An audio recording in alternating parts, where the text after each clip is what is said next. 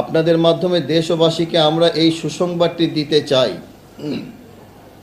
যে আমাদের অধীনে পরিচালিত জাতীয় কওমি মাদ্রাসা শিক্ষা বোর্ড আগামী 7ই ডিসেম্বর 2024 তারিখে সরোয়ার্দী উদ্যানে মুসলিম উম্মাহের ঐক্যের পথ ও পন্থা শীর্ষক একটি আন্তর্জাতিক মহাসম্মেলনের আয়োজন করতে যাচ্ছে।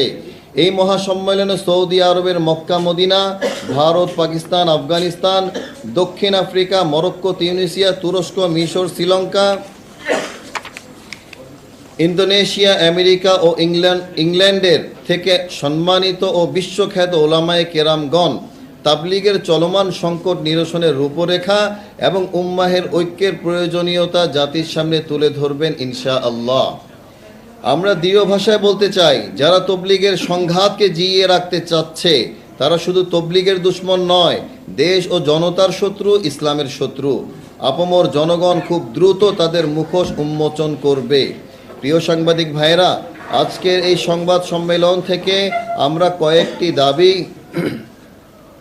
এবং প্রস্তাব পেশ করছি। নাম্বার 1, দেশ ও জাতির সমৃদ্ধি এবং উন্নয়নের ধারাবাহিকতা বজায় রাখতে সহিংসতা এবং পারস্পরিক উচ্ছৃঙ্খল আচরণ পরিহার করে সবার অধিকার নিশ্চিত করতে হবে। নাম্বার 2, কাকরাইল মার্কাজ সম্পূর্ণভাবে নিজামুদ্দিনের অনুসারীদের হাতে বুঝিয়ে দিতে হবে। টঙ্গী বিশ্ব ইজতেমার বৈষম্য দূর করে এই ইজতেমায় নিজামুদ্দিনের অনুসারীদেরকে প্রথম পর্বে ইজতেমা করতে দিতে হবে। বিশ্ব ইজতেমার ঐতিহ্য ফিরিয়ে আনতে তাবলীগের বিশ্ব আমির হযরত মাওলানা সাদ সাহেবের ইজতেমায় উপস্থিতি নিশ্চিত করতে হবে।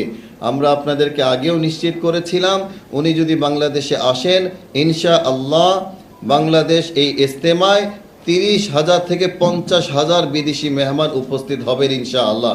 গতকালও ইংল্যান্ডের একটি গণমাধ্যমে আমার সাক্ষাৎকারে আমরা তাদেরকে আহ্বান করেছি যে বাংলাদেশ ইজতেমায় আসার জন্য তারা আমাদেরকে নিশ্চিত করেছেন যদি মাওলানা সাদ সাহেব বাংলাদেশে আসেন তাহলে ইংল্যান্ড থেকে তারা এত পরিমাণে আসবেন যা অতীতের সমস্ত রেকর্ড ভঙ্গ হয়ে যাবে ইনশাআল্লাহ। 5 নম্বর, দেশের সব মসজিদে তবলীগের শান্তিপূর্ণ কার্যক্রম পরিচালনা উভয় পক্ষের জন্য নিশ্চিত করতে হবে।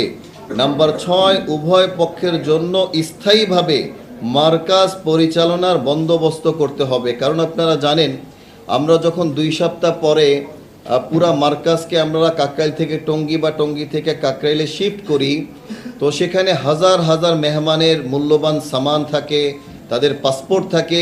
এই সমস্ত বিষয় নিয়ে এক জায়গা থেকে আরেক জায়গায় স্থানান্তরিত হওয়ার মধ্যে আমাদের অনেক বড় ঝুঁকি নিতে হয়, অনেক কষ্ট করতে হয়। সেখানে আমরা দেখেছি যে আগত বিদেশি মেহমানরা অনেকে কান্না পর্যন্ত করে এই কষ্ট দেখে। এই জন্য স্থায়ী একটা বন্দোবস্তের জন্য আমরা আবেদন জানাচ্ছি। নাম্বার 7, তাবলীগের ইস্যু নিয়ে বিভিন্ন সহিংসতাপূর্ণ প্রোগ্রামে মাদ্রাসা ছাত্রদের ব্যবহার নিষিদ্ধ করতে হবে।